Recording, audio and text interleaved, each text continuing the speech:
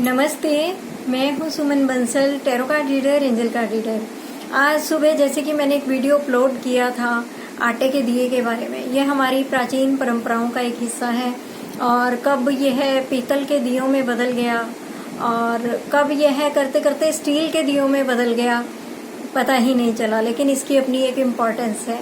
खास मौक़ों पर, खास वार त्योहार पर आज भी ग्रामीण अंचलों में आपको महिलाएं बहुत कड़ा सा आटा गूंथते हुए और उसका दिया बनाते हुए दिख जाएंगी। लेकिन उसका बाद में क्या किया जाता है, सुबह मैंने आपको उसके प्रयोग बताए थे और मैंने ये भी बोला था कि आप लोगों को भी अगर इसके बारे में कुछ नॉलेज है तो अपने अनुभव को शेयर कीजिएगा। तो इसी संदर्भ में हमारी एक बहुत अच्छी सब्सक्राइबर हैं मिसेज उषा राजपूत। तो उन्होंने बताया कि हाँ, जब हम छोटे होते थे तो हमारे घर वाले हर खास वार त्योहार पर आटे का दिया जरूर बनाते थे और खास करके माँ भगवती की पूजा में, आराधना में। और मैंने उनसे पूछा कि उनके यहाँ क्या रिवाज था, उस दिए का वो क्या करते थे। तो उन्होंने बताया कि वह घर का जो बड़ा मुखिया होता था उसको दिया जाता था, जिससे ये समझ में आती है कि जैसे देश को चलाने के लिए प्रधानमंत्री एक स्पेशल पर्सन होते हैं, उनको स्पेशल सिक्योरिटी दी जाती है, स्पेशल उनके इंतजाम होते हैं। तो उसी तरीके से घर के मुखिया को भी एक कुटुंब चलाना होता है। पहले बहुत लंबा चौड़ा परिवार होता था और लोग देखो कि अपने घर के मुखिया से ही सभी निर्णय लिए जाते थे और सभी कामों का संचालन होता था। तो घर की कमांड क्योंकि घर के मुखिया के हाथ में है, उनके बिना कोई भी काम नहीं हो सकता। आज भी हर घर में यही नियम लागू है कि घर का मुखिया अहम होता है, उनके बिना, उनकी सलाह मशवरे के बिना पत्ता भी नहीं हिलता। तो ऐसे में क्योंकि कुटुंब उस वक्त बड़े हुआ करते थे और निर्णय शक्ति उनके हाथ में होती थी और वह सब उनका सही बना रहे, उन पर विशेष कृपा देवों की बनी रहे और वे शतायु रहें, दीर्घजीवी रहें, निरोगी रहें, इसी कामना के साथ उस दिए की रोटी बनाकर उनको खिलाई जाती थी। अब आप ये सोचिए कि दिए की रोटी कितना चार्ज हो जाता है, वो दिया कितना पावरफुल हो जाता है। तो बड़ों को खिलाना, ये भी मुझे बहुत अच्छा लगा कि वाकई में बड़ों को खिलाने के पीछे ये लॉजिक था और यह एक अच्छी बात थी। आज हम देखते हैं कि घरों में अक्सर हम एक दूसरे से बात करते हैं। देखिए, बड़ी छोटी छोटी सी बातें होती हैं, मुझे वो बड़े बड़े उपाय ज़्यादातर ठीक नहीं लगते कि ये दबा दो, जला दो, टांग दो, बहा दो और ये नवरात्रों में करो, फिर देखो वो नवरात्रों में। मुझे लगता है कि वो सब आप लोगों में से बहुत ने कर लिया होगा और शायद रिजल्ट भी नहीं आया होगा, है ना। हमें रिजल्ट क्यों नहीं आते, इन छोटी छोटी चीज़ों को हम छोड़ चुके हैं। हम कब मिट्टी के दियों, आटे के दियों से स्टील के दियों पे आ गए, हमें पता ही नहीं चला।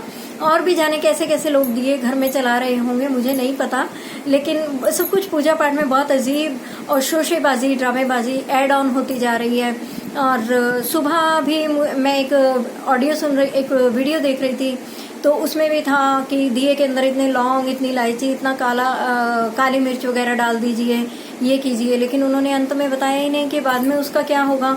तो ऐसे उपाय देने का कोई फायदा नहीं है। मैं चाहूँ तो सब्सक्राइबर्स की भीड़ लगा सकती हूँ ऐसे फनी वीडियो डालकर, लेकिन मैं सोचती हूँ कि मैं भले ही छोटी सी जानकारी दूँ लेकिन आप तक मैं कुछ अच्छा पहुँचाऊँ, यही मेरी सोच है।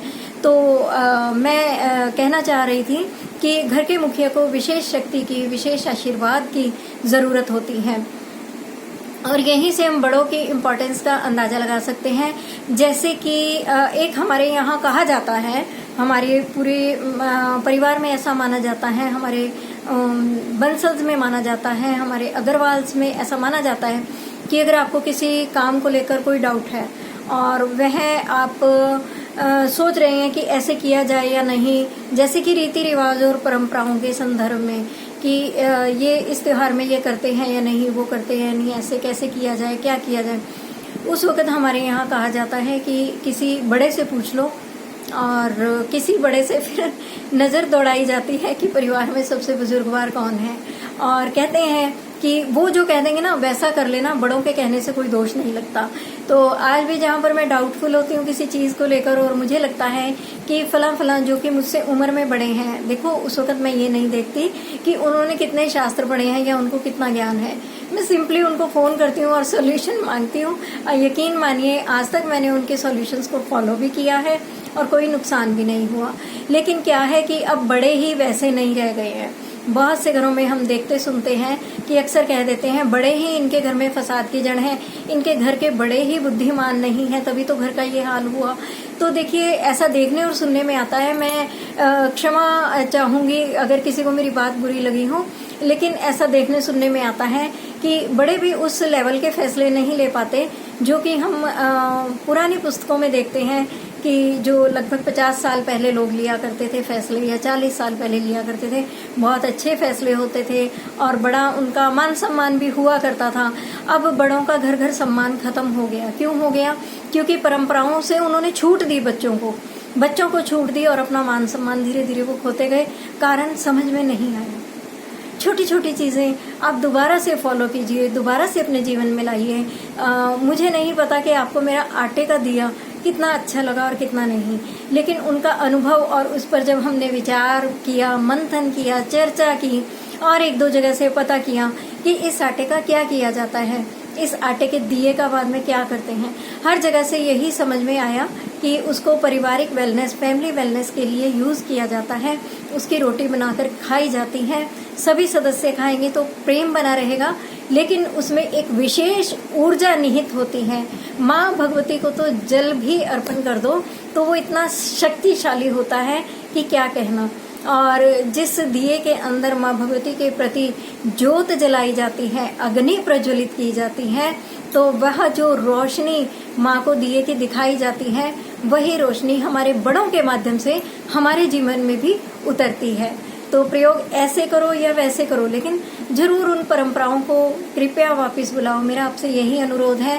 तो थैंक यू उषा जी कि आपने अपना इतना सुंदर अनुभव हमारे साथ शेयर किया। और भी किसी को आटे के दिए के बारे में पता है तो प्लीज बताइए। मैं इसका लाभ सभी अपने दर्शकों को एक वीडियो के माध्यम से दोबारा से दूंगी। और कल हम कुछ एक नई चर्चा करेंगे नवरात्रों पर, और कुछ नए विषय होंगे इस बार, तो आप मेरे साथ बने रहिए। और इस वीडियो को प्लीज ज्यादा से ज्यादा शेयर कीजिए, मेरा जो सुबह का वीडियो था और जो शाम का वीडियो था, ताकि ज्यादा से ज्यादा लोग इसका लाभ उठा पाए।